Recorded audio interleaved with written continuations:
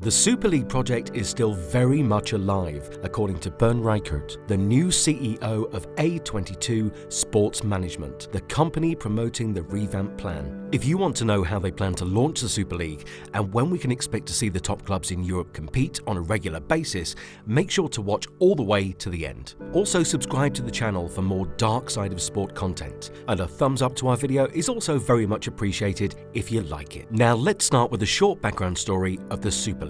The breakaway competition, which included 12 elite European clubs, was launched in April 2021, but collapsed only 48 hours later after English Premier League clubs pulled out due to widespread public demonstrations and political opposition. The threats from UEFA that clubs would be banned from European competitions was also a concern. For the likes of Manchester City, there was also always a question if the Super League would be attractive at all, as the Super League had salary caps that would prevent their owners to use as much money as they do today. Manchester City made the decision to leave the project quite early.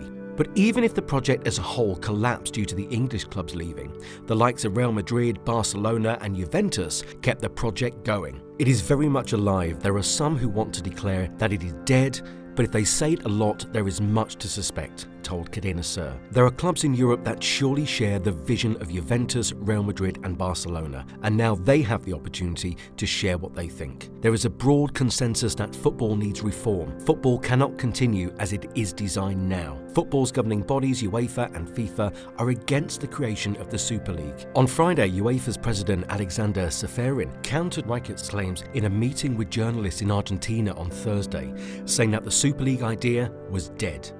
"We are here to talk about football, and the Super League is not about football," Ceferin said. A Madrid court stopped UEFA from punishing the breakaway clubs, and the case was referred to the Luxembourg-based European Court of Justice, the ECJ.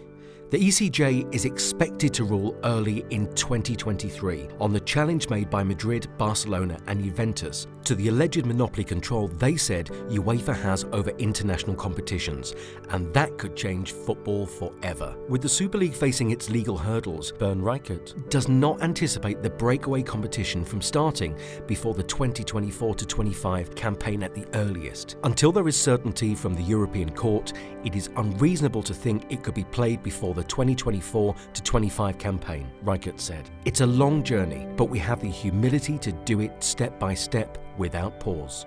The Super League met a lot of criticism as it was a league for the top clubs, and that there were no qualifying systems for other teams to join. In the revamped plans, that is about to change. Reichart said that the new Super League project will be more inclusive, with sports merit applied, which will silence some critics of the competition. "The concept of fixed placement is not something that we are currently considering," he added. "Sports merit will be applied to all members of that Super League." Reichart confirmed that the Super League would not be played at the weekends and hence not affect the domestic competitions. "The Super League has never been intended to harm the domestic leagues or the calendar, but we are talking about European competitions during the week, yes," he said at the press conference. Despite the Premier League club's initial opposition, Reichart said the Super League will extend its hands to all members of European football. So we'll have to wait and see how the outcome of this will be. Will there be a Super League in the future? Some people even say that there is already a Super League in English football. The Premier League is generating so much money that the likes of Nottingham Forest could spend more money on transfers this summer than all the clubs in Serie A, La Liga, Bundesliga and League One combined in net spend. For now, the Super League project seems like a way for the top clubs in other European leagues to unite against the financial advantages of the Premier League and state-run clubs like Newcastle, Manchester City and PSG. What is your opinion on the Super League?